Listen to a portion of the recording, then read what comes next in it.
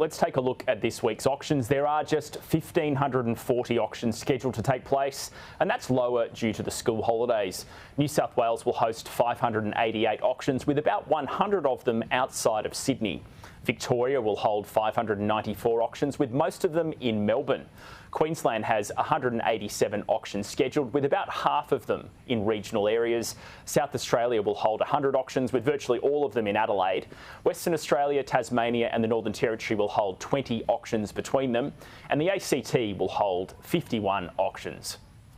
The most viewed properties going to auction this weekend are New South Wales, 7 James Green Close, Kellyville. This 4-bedder home is walking distance from the Metro line. Price guide is $1.3 million. Victoria, the top property is 185 Finch Street in Glen Iris. This 3-bedroom home has a north-facing backyard. Price guide is up to $1.35 million. In Queensland, the top property is 21 Trevi Close, 8 Mile Plains. This 4-bedder is just 23 minutes drive to the Brisbane CBD.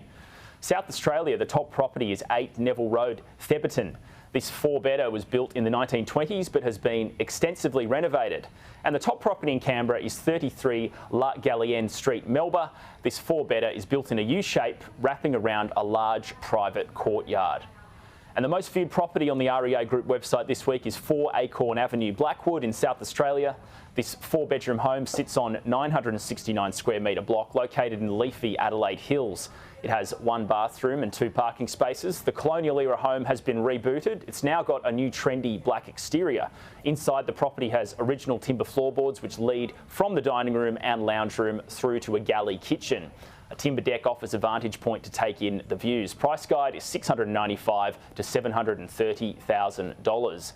For more on the property market, I spoke to REA Group economist Angus a little earlier. It's obviously going to be a quieter weekend. A lot of people away for the school holidays. Winter's normally quieter anyway, so it's not a surprise that we're seeing a bit less in terms of activity. If we're looking, over the last few weeks or so, we've seen a bit of a softening in conditions. Clearance rates have come off a little bit compared to what we were seeing through autumn, but they're still actually pretty solid, and they're certainly better than we were seeing through the back half of 2022 when interest rates were rising very quickly. Things have clearly improved from there. I guess it's not a very small fall in clearance rates over the past few weeks, but is that reflecting at all some sort of drop in demand at all in any way from buyers? Or Yeah, it's hard to know. We haven't seen a lot of evidence of a drop in demand on realestate.com.au. Still seeing pretty strong engagement with listings, and all signs point to continually strong demand. In terms of why we've seen clearance rates come off a bit, it's probably in part down to winter. It is, we are seeing fewer auctions. There's just kind of less activity broadly around, and that might be part of the story there. Yeah, I mean, realistically, this is the quieter time of year for the property sector, isn't it? Yeah, June is typically the quietest month of winter, so it's when we'd expect to see kind of less activity. December's the quietest month of the year, as is January. They're very quiet because everyone goes away over Christmas, but outside of those, June is typically the quietest month. And the month of June, property prices seem to have continued on their upward trajectory, right? Yeah, exactly right. The recovery's been pretty strong this year, and it continued again in June. Nationally, we saw prices up 0.3%. Sydney's really been leading the way. Prices are up 0.6% in June. They're actually up 4.5% now since November last year, which is pretty solid recovery, really. But it's not just Sydney. We're seeing that across most of the country. Pretty much all capital cities have seen prices up this year, with the exception of Hobart. Melbourne hasn't seen as strong a recovery as Sydney. Prices are up about 0.8% since early this year, which it's still up, but it's certainly not the sort of pace we're seeing in Sydney. And then what about regional areas? How are prices faring in places outside the CBD areas? Yeah, we're continuing to see prices pick up there as well. Again, it's not like what we're seeing in Sydney, but prices have certainly stopped falling in most regional areas. So we haven't seen big indications that shift to the regions that we saw during the pandemic has reversed. It's certainly not happening to the same degree that it was during the pandemic. Regional areas are certainly not outperforming, but we're not seeing strong signs that everyone's moving back and prices are falling, demand's falling off a cliff. That doesn't seem to be what's happening. Looking at rates as well, it seems like they keep going up, probably more than property prices are going up, right? Yeah, rents are certainly seeing a lot of pressure at the moment. We had some data out this week on median advertised rents. Nationally, rents were up 2% over the past 3 months, which for a 3-month period is pretty quick. And if we're looking over the past year, they're up about 12%, which is pretty quick growth.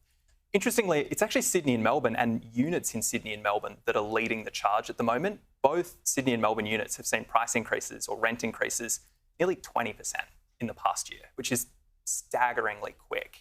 Do you think that's because rents were basically on hold for quite a long period of time and now landlords are catching up and just sort of overcompensating? That's certainly part of the story. So we did see rents fall for units in Sydney and Melbourne, particularly inner city Melbourne. It's hard to remember now, but during 2020 and 2021, rents in the inner Melbourne LGA for units fell by more than a quarter, which is substantial, clearly. Huge. So part of the growth that we're seeing at the moment is catching up for that, but not all. Rents are now higher than they were pre-pandemic for units across Sydney and Melbourne. They're about 10% higher in Melbourne. They're a little under 20% higher in Sydney. So it's not the whole story, but it is part of it. But I think there's some good news, though. Regional areas are rents starting to cool off. It does look like it. You never want to get too excited by one quarter, but it does look like we're starting to see some relief in the regions. Rents were actually flat over the past 3 months across the regional areas. They're still up a bit over 6% in the past year, so that's still pretty quick. But signs that things might be starting to cool after 3 pretty challenging years. That's also consistent with what we're seeing in terms of rental availability. We have seen a bit of an increase in rental vacancy rates in regional areas over the past 12 to 18 months.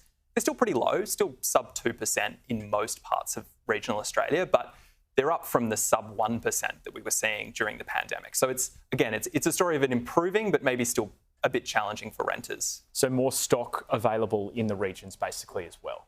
Yeah, exactly right. Just a bit more choice for renters. It's not as competitive for any given rental, which is the reverse of what we're seeing in, say, Sydney and Melbourne at the moment, where rental vacancy rates, which during the pandemic were actually quite high, particularly in Melbourne, have collapsed and are sitting at extremely low levels. It's very competitive to get a rental across the capital cities at the moment.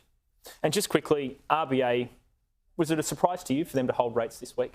I don't think so. I think I would have been unsurprised either way, which is maybe cheating. But I think I would be surprised if we didn't see one in August. I think whether it was July and August, July and not August, or August and not July, I don't think matters too much. But I think clearly we've still got a bit of a way to go. Inflation's still too high. There's probably another couple interest rate increases to come. So not a surprise, but we'll see where we end up by the end of the year.